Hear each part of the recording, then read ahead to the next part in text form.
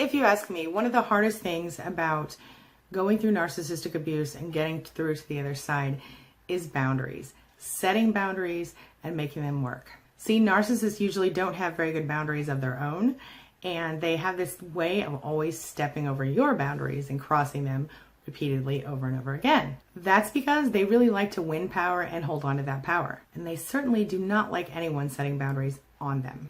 They even think they're above the law in so many cases. They never follow court orders, or rarely do they. And as we all know, they find personal boundaries very easy to step over. So that's what we're talking about today at queenbeing.com. How to set boundaries with narcissists and how to set boundaries during and after narcissistic abuse. Let's get started. My name is Angie Atkinson, and on this channel I offer free daily video coaching to help you discover, understand, and overcome narcissistic abuse and toxic relationships. I like to call it toxic relationship rehab. Does that sound good to you?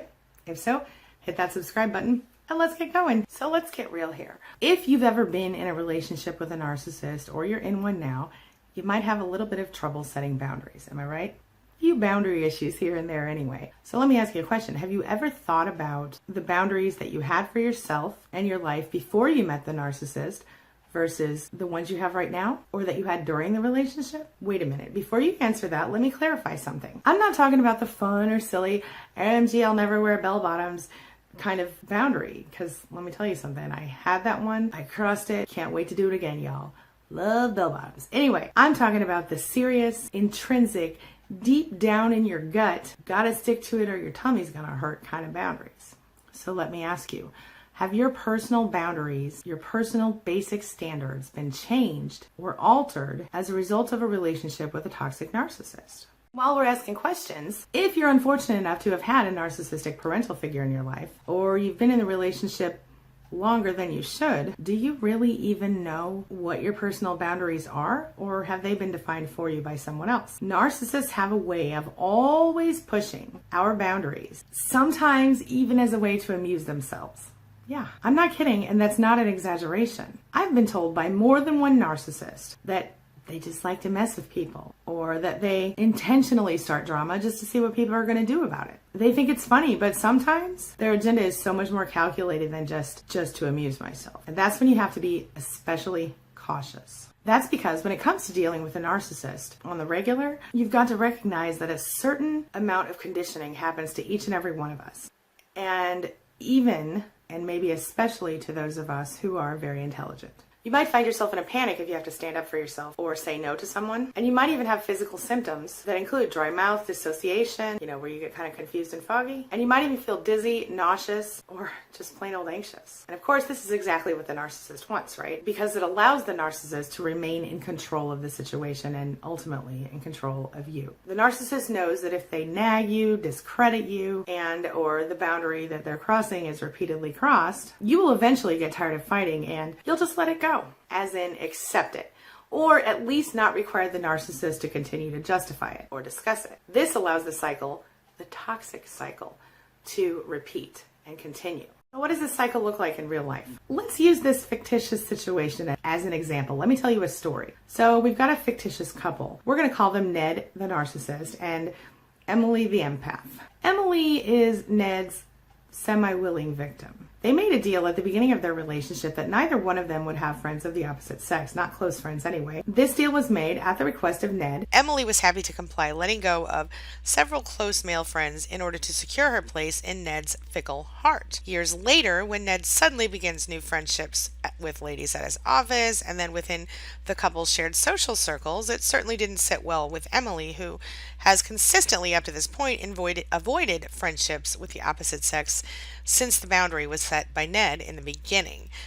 Obviously, Emily raises concerns and Ned tells her she's being paranoid, she's got nothing to worry about, but that maybe he, Ned, does, because clearly Emily doesn't blindly trust him. And a narcissist needs his victims or her victims to blindly trust them. If the victim doesn't blindly trust the narcissist, well, the narcissist will do everything they can, everything in their power to break you until you do blindly trust them, or at least you pretend to. Instead of attempting to soothe Emily's fears, Ned plays them up. Ned makes Emily feel worthless.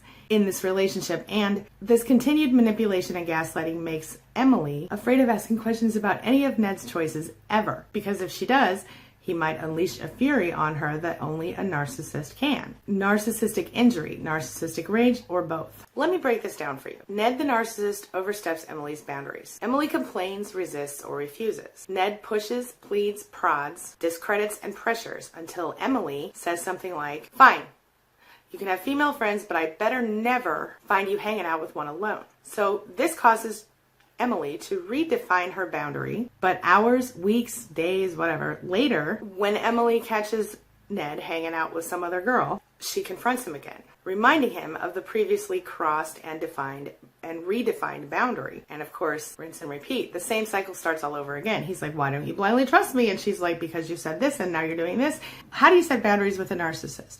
Well, while everyone's a little bit different, there are certain basic boundaries that most everyone could benefit from setting in their lives, if they haven't already. When someone oversteps a boundary in an otherwise healthy relationship, whether it's spoken or unspoken, the boundary becomes a serious concern for everyone involved. The person whose boundary has been overstepped is made to feel uncomfortable or worse, and the person who did the stepping probably doesn't feel much better, assuming they're not a narcissist. In most cases, boundaries can be easily defined, and for most people, they can be maintained without a whole lot of effort. But some people, especially those who tend to lean toward people pleasing, like me, tend to have trouble enforcing boundaries with people who fail to recognize them time and again. Enter the narcissist, because you know they love people pleasers and empaths, don't they? Well, they narc love them. This, of course, leads to a clouding of our general purpose in life, which can lead to depression, anxiety, and a number of other emotionally debilitating concerns, all of which can lead to more serious and potentially more harmful physical issues. So what can you do if you're in a relationship with a boundary-busting narcissist? I suggest you try the gray rock rule, of course, is where you don't